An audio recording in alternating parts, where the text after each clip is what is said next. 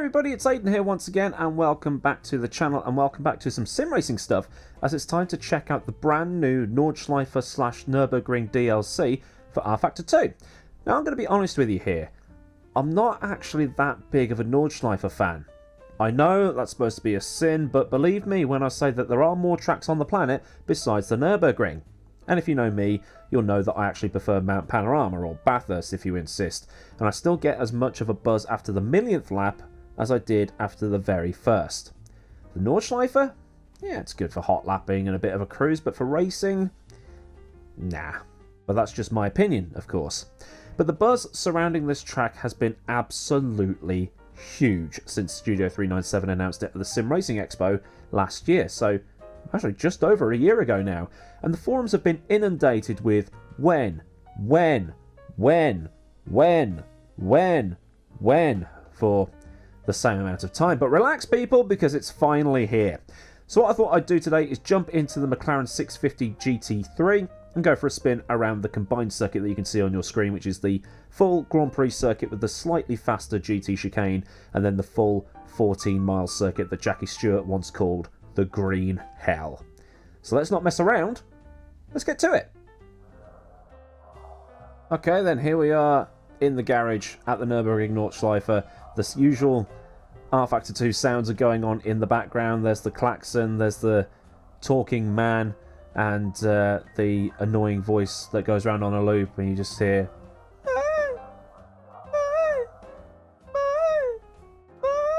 or whatever it is. It sounds like someone's going, "There's nobody here! There's nobody here! Nobody here!" I don't know.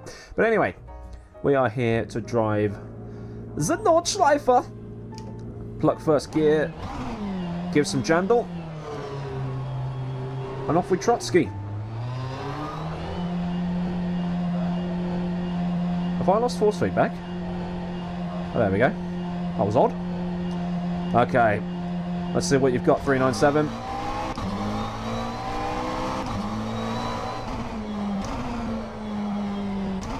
Now, one thing that has been pointed out already is the textures for the railroad system, which is the sort of the rubber line that appears on track when you drive around in rFactor2. It does look a bit rFactor1 conversion-y, but you know, this is an absolutely huge project, and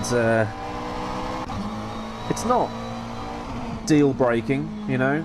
I have driven around here before just to test everything out, get the settings right.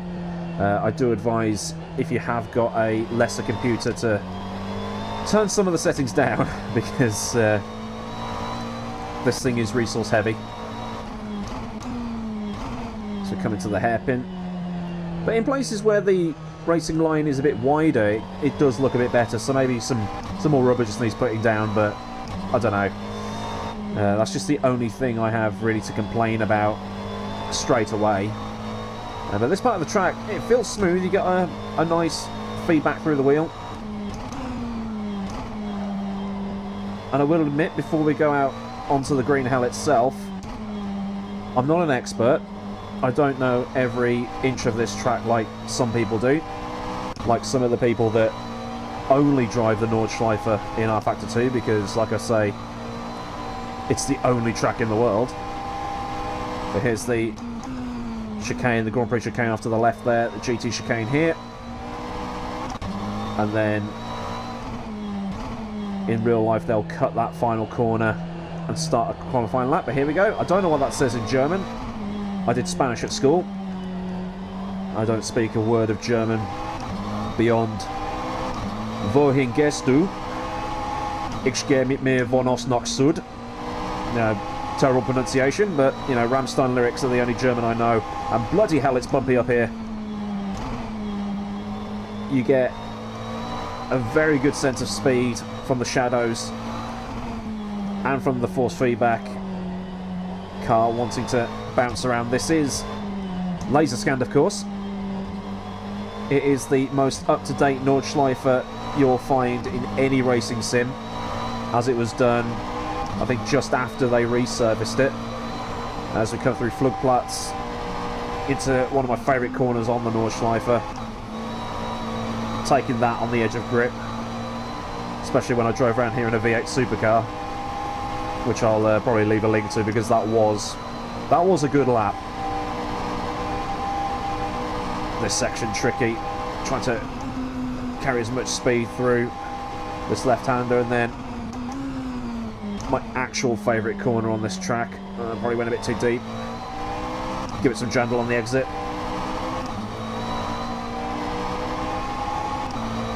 And people have been talking about the trees a lot lately, but do you know what? I am far too busy concentrating on not killing myself,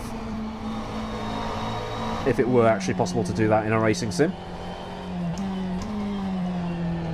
Very tricky, complex this. If you want to know, I've got the shadow set to high, but the actual shadow blur I've got set to fast. Everything else is on high, and then like the soft particles and that I've turned down to low, so I don't think they're really needed for this run anyway. Some birds tweeting in the background, quite immersive.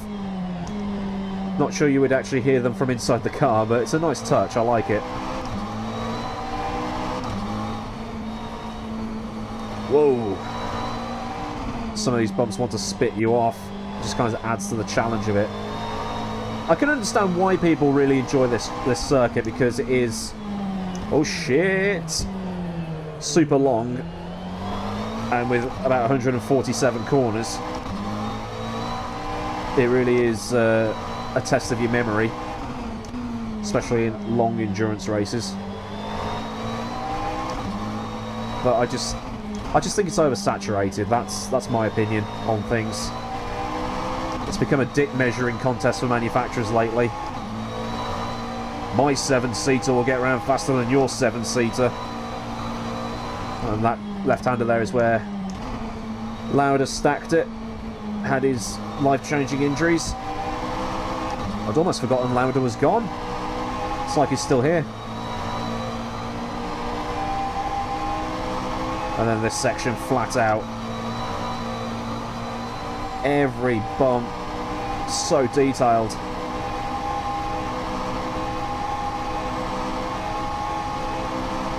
Is it even worth changing into 6th? Yeah, let's go for it.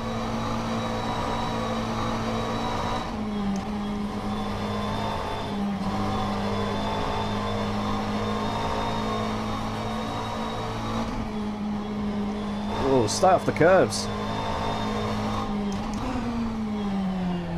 I'm sure some people know the names of every corner around here, but all I know is Flugplatz, Bergwerk, which is where Lauda crashed, and this one, the infamous carousel.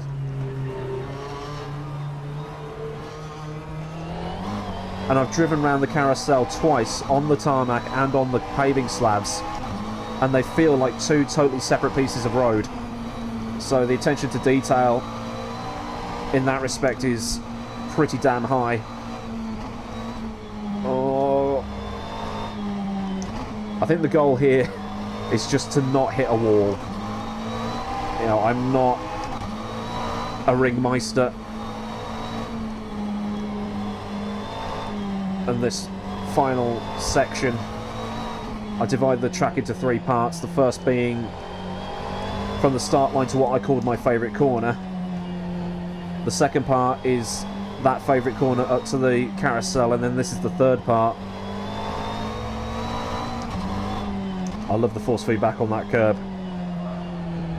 Ooh, understeer. This is on default setup, by the way. I'm trying to commentate my way around here as well. Very difficult. Whoa.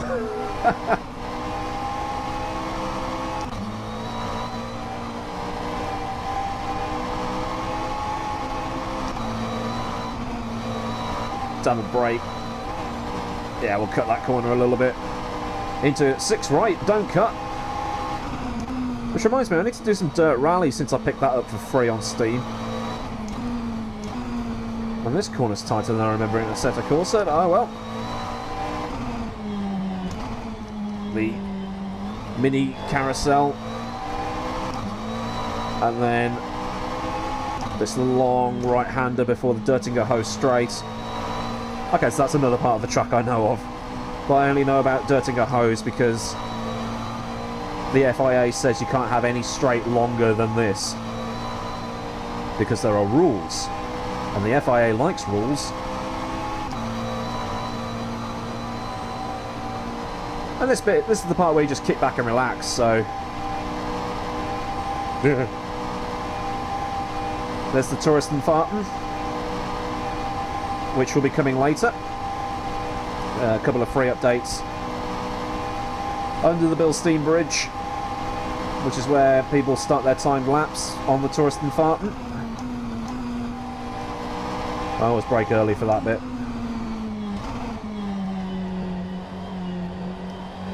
And that's a lap of the combined Nordschleife and Nurburgring Grand Prix circuit. Let's do a time lap.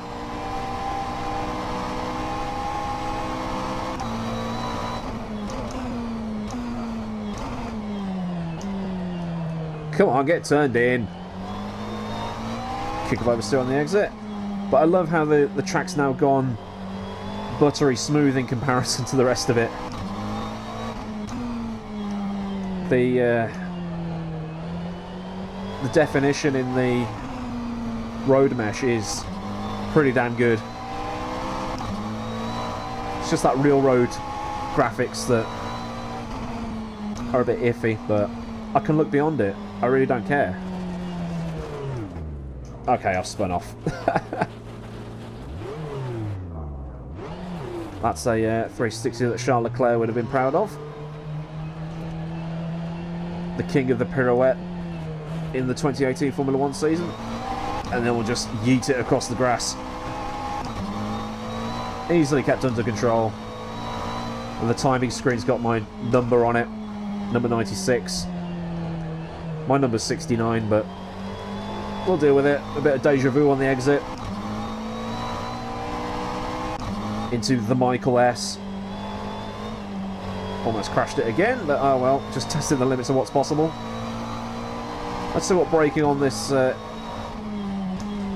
Oh, they've coded that as grass. Okay. Probably best to stay off that. You can use that in Assetto Corsa though, but this isn't Assetto Corsa, this is rFactor2. But we shouldn't compare them.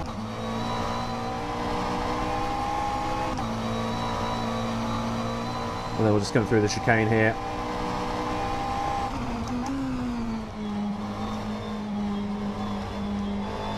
And I won't bother going around again. I'll just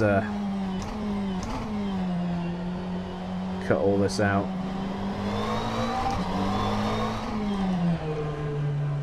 And there we go.